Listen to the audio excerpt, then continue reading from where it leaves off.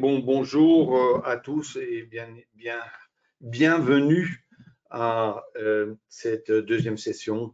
Le but, c'est de regarder quelques marchés ensemble et de voir s'il y a des opportunités, je dirais, dans la journée ou dans la semaine à venir.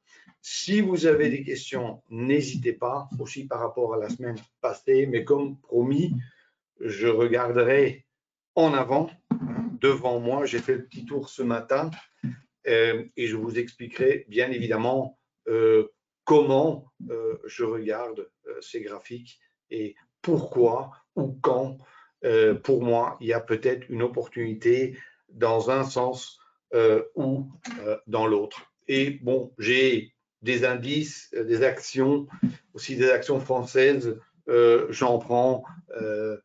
Je prends quelques instruments, je dirais toutes les semaines, où je pense voir quelque chose. D'accord?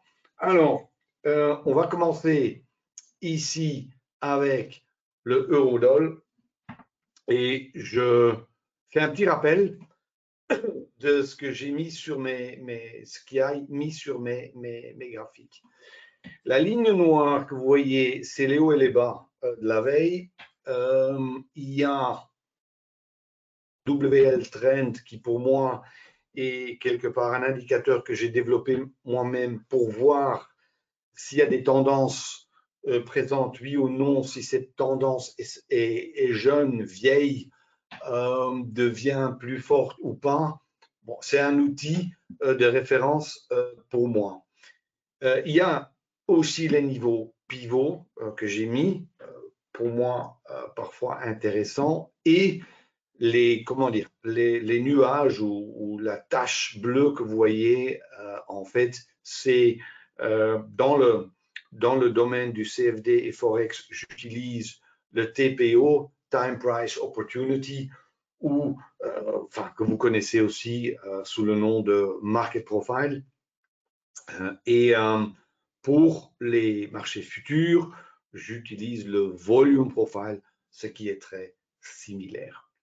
Alors, pour moi, qu'est-ce que j'aime bien ici dans ce graphique, et je vais toujours dessiner un tout petit peu, c'est le fait, et c'était déjà ce matin, mais ça se confirme maintenant, c'est qu'en fait, il y avait de la semaine passée le haut et le bas de la zone de valeur qui était ici, en fait, et qu'en fait, on était, je dirais, au niveau, soit ça passe, soit ça casse, et il était, pour moi, plutôt probable que ça allait casser. Pourquoi? Parce qu'on voit des bas qui sont clairement plus hauts. Ici, il a retesté le point of control, là, ce qui pour moi était, et ça se confirme maintenant, hein, on aurait dû faire le petit webinaire il y a 2 heures, et qui pour moi était clair qu'une opportunité à la hausse, et je dirais, bon, le marché a déjà été là, c'est-à-dire que ce niveau-là est tout à fait, je dirais, possible et réaliste. D'accord? Voilà. Je nettoie, toujours nettoyer avant de pouvoir dessiner plus loin. J'en avais marqué un autre, et ça, c'est le pétrole. Le pétrole, ici, qui est en futur, et là aussi, en fait, on voit le niveau, hein, la zone de valeur de la semaine passée. On est ici en bas. Alors, pour moi, c'est réellement une opportunité. Pourquoi? Parce que c'est un élément clé. Et je dirais, ou une zone clé. Et ça veut dire que pour moi, là, c'est rare. C'est plutôt rare. Là, il y a 2 options. L'option est en train de se faire. La deuxième option, c'est que où j'ai une cassure du point pivot et le point de contrôle de la semaine passée, où on aurait une possibilité de nouveau aller vers les 80 et même plus haut.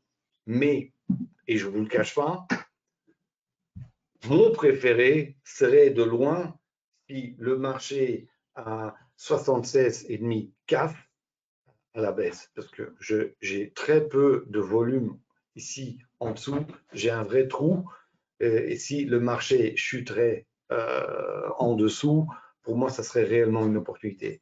Je ne vous cache pas que entre là où la valeur était ce matin et le niveau pivot qui est là, cette hausse, je ne l'aurais jamais tradé. Pourquoi? Parce que il y a un risque, je dirais même considérable, que le marché va s'arrêter là, qu'il va se cogner ou qu'il va devoir tester plusieurs fois avant de passer. Ça veut dire que le mouvement qu'on vient de voir là, celui-là, je ne l'aurais pas tradé. Mais si maintenant il va plus loin, oui, absolument. Mais si ça se retourne, je ne traderai pas à la baisse. Par contre, si le niveau à 76,5 casse, alors là, c'est une opportunité short.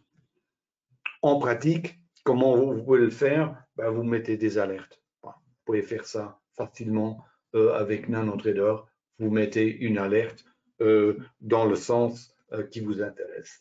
Il y en a un autre qui me plaît ce matin, et c'est le Bund. Le Bund qui, en fait, depuis quelques semaines quand même, hein, chute un peu. Bon, ici, ça a commencé là, vers le 11 avril, clair, chute, chute, chute, avec un niveau, je dirais, un volume assez serré la semaine passée. Ça veut dire qu'un volume serré qui veut dire il n'y avait pas énormément de distance entre le haut de la zone de valeur et le bas de la zone de valeur, ce qui veut dire quelque part que là, il y a déjà un équilibre. Et le point of control, le point de contrôle, il est bien au milieu. Ça veut dire que là, il y a un équilibre. Alors, qu'est-ce qui se fait? Qu'est-ce qui se passe? Bon, on voit clairement des bas plus hauts et on voit quand même un test sur sur ce point de contrôle qui, pour moi, honnêtement, si ce niveau-là, il a été testé, le premier point pivot, je trouve logique, mais moi, je vois ce marché de nouveau haussier. C'est-à-dire que ici, c'est comme un retournement basé aussi sur le volume qui pourrait se faire. Et est-ce que je traderai ceci baissier? Non. Mais haussier, absolument. Et les prochains niveaux, il pourrait facilement aller chercher les 135 et même plus. D'accord? C'est-à-dire que pour moi, le Bund, il y a une opportunité à la hausse. Bon, je vais reprendre les autres marchés.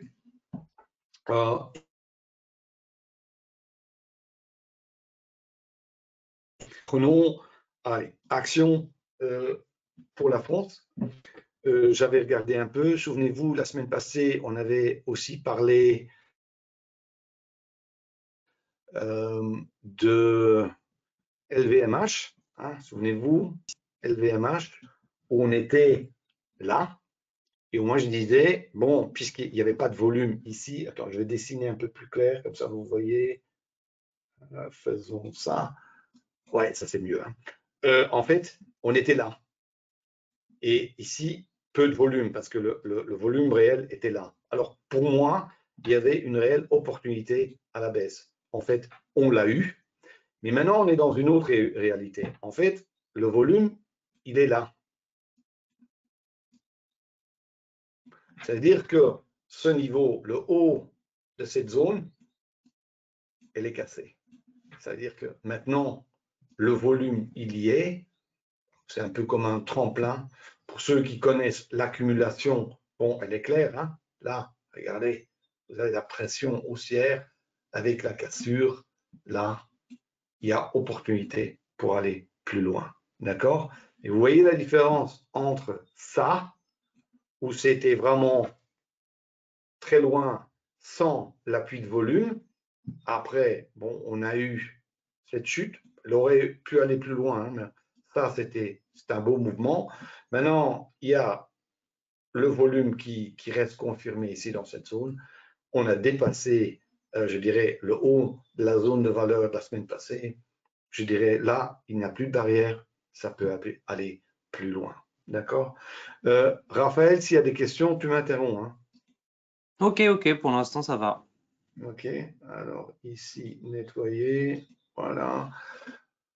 Qu'est-ce que j'avais noté encore? Qu'est-ce que j'avais noté encore? Ah oui, il y avait Kering aussi, j'avais dit haussier.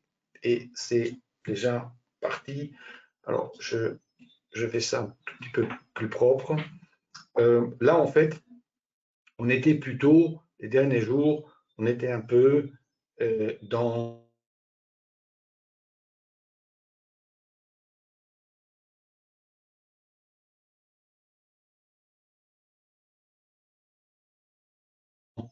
un range, mais en fait, on a eu la chute, on a eu, ça a testé, regardez, on a eu des tests là et là et là, hein, qui étaient en fait le volume là. Maintenant, le volume, il est positionné là, avec le point de contrôle ici, mais le haut, il est cassé. Ça veut dire que même pas testé ici. Ça veut dire que là aussi, pour moi, il est clair qu'il y a très peu qui peut le freiner. Et là, pour moi aussi, il y a une opportunité à la hausse pour cet instrument-là. OK, je nettoie. J'en avais encore un, je pense. Bon, tous dans la même famille. Ah oui, j'avais pris un autre pour juste vous le donner. Il était pas mal celui-là. C'était à BNP, qui en fait, bon, fait un numéro les dernières semaines qui est pas mauvais. Puis on se dit, bon, ok, maintenant peut-être ça va aller, je dirais, plutôt sur le côté. Mais là, je dois quand même dire, avec ce que j'ai vu ici, là, le volume qui est là, en fait, là, il n'a même pas touché, je le vois plus loin aussi. Ça veut dire que je n'aime pas trop trader quand des mouvements sont trop vieux, mais quand ils font quelque part, enfin, ils, ils, prennent un peu l'air, ils font une petite pause et après ça reteste, dans ce cas-ci, en bas et ça repart. À ce moment-là, je pense que là, ça peut aller plus loin. Voilà, encore. Alors, qu'est-ce que j'avais encore? Oui, il y en a encore un, je pense que j'avais. Ah oui, il y avait ici, je voulais vous montrer un, un short aussi, et c'est celui-là. Il y avait beaucoup de candidats haussiers, mais j'ai une sorte de screener avec lequel je peux aller chercher des shorts. Et ici, le Real Estate Instone, là pour moi,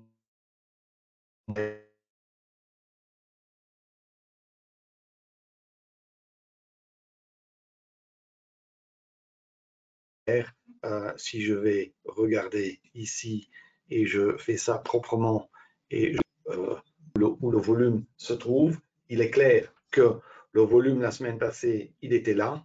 Qu'en fait, il a déjà cassé ce niveau, il le teste à nouveau là, mais ça n'a pas l'air de marcher. À ce moment-là, pour moi, c'est une action qui est, à mon avis, prêt pour aller plus bas. Simple raison, il n'arrive pas à tenir les volumes. Il a tradé là les 2-3 dernières semaines, mais maintenant le niveau a l'air d'être cassé. C'est-à-dire que pour moi, c'est pas très puissant. Il y en avait un autre qui était joli, c'était Hermès, même histoire. Et regardez bien les zones de valeur. Hein. En fait, là, il y en a un.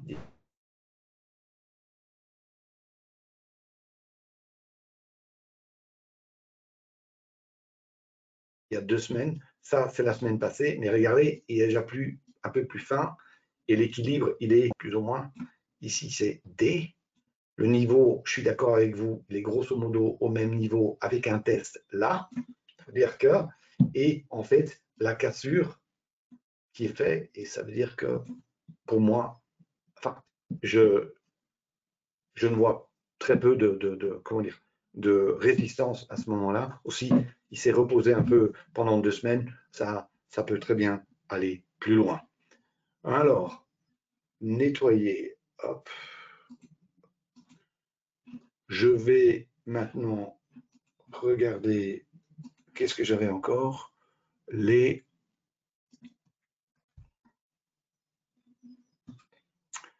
actions US. Ouais. Actions US, qu'est-ce que j'avais marqué? Oui. Là aussi, j'avais fait un peu de screening. Et moi, ce que j'aimais beaucoup, c'est ça. C'est Pfizer. Pfizer, en fait, qui, depuis 2 semaines, 3 semaines, avait du mal à chuter. Mais maintenant, à un certain moment, bon, la semaine passée a bien chuté. Mais là, évidemment, pour moi, enfin, souvent et parfois, ce sont des opportunités d'achat. Il est clair qu'ici, le bas, je dirais, de la zone de valeur de la semaine passée a été testé. Je ne pense pas aussi, même, il a testé le point of control là. Ça veut dire que là aussi, je m'attends maintenant à ce que Pfizer va de nouveau dans le sens, enfin, je dirais, à la hausse. Hein. Dans 2 semaines ou dans 3 semaines, non, dans 2 semaines, quand il y aura nouveau comment dire, quand on aura à nouveau un rendez-vous, je peux peut-être une fois montrer les screeners, comment, j'ai évidemment des choses que je regarde tout le temps, mais j'ai aussi des screeners pour aller activement à la recherche de candidats. Hein, et ça, je pourrais vous le montrer peut-être dans 2 semaines. Il y en a encore un que j'avais. Ah oui, ça il était bien celui-là. Nvidia. Nvidia aussi, bon, sur les dernières semaines, je dirais plutôt une photo, si on prend les grands niveaux, je dirais latéral, mais, et là évidemment, dans des zones pareilles, vous voyez, hein, ici la zone, ici ça, d'accord, c'est un peu plus bas, et là de nouveau un peu plus haut, ce qui, et ne l'oubliez jamais, est en fait une sorte de point de structure. Hein. Cette zone-là, je vais le dessiner, ce sera plus facile à voir. Ça, c'est une zone, cette zone-là, elle est plus basse, celle-là, à nouveau, est plus haute. C'est aussi plutôt un P. Hein. Ça veut dire qu'il y avait énormément de volume là, ce qui est pas mal.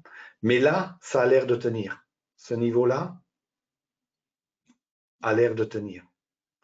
Et dans un marché qui est latéral, souvent, ça veut dire que ça va repartir.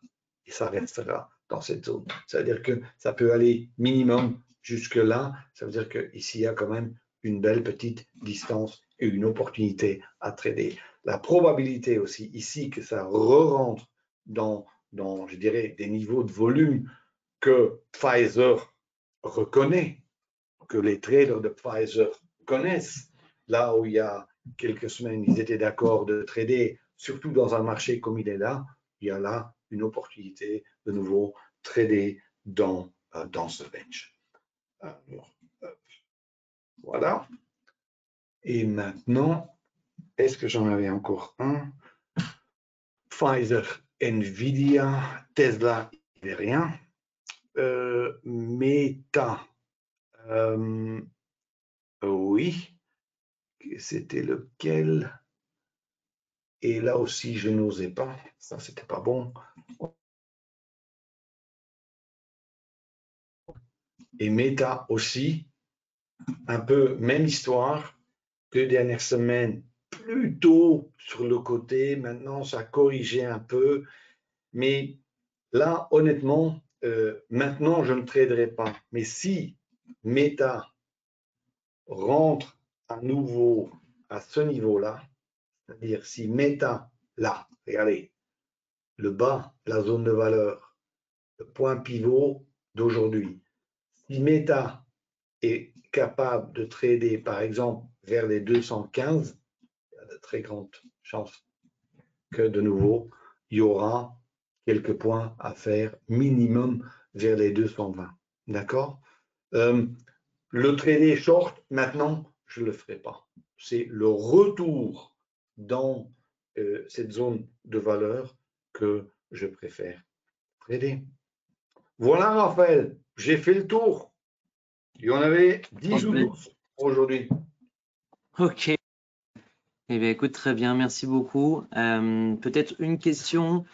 Pour l'étude de l'orientation en mode scalping, je le fais avec volume profile semaine ou plutôt jour? Si c'est pour le scalping, il faudrait utiliser jour.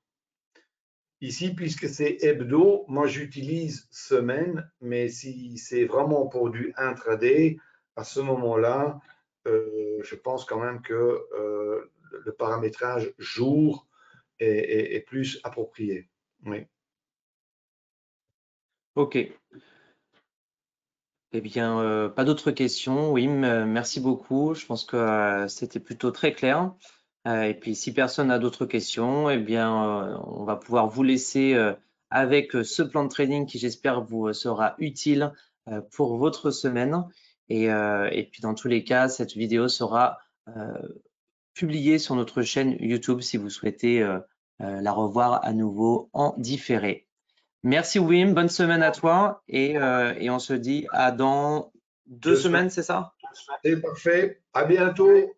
Bonne journée à tous. Allez, bonne journée tout le monde. Ciao, ciao.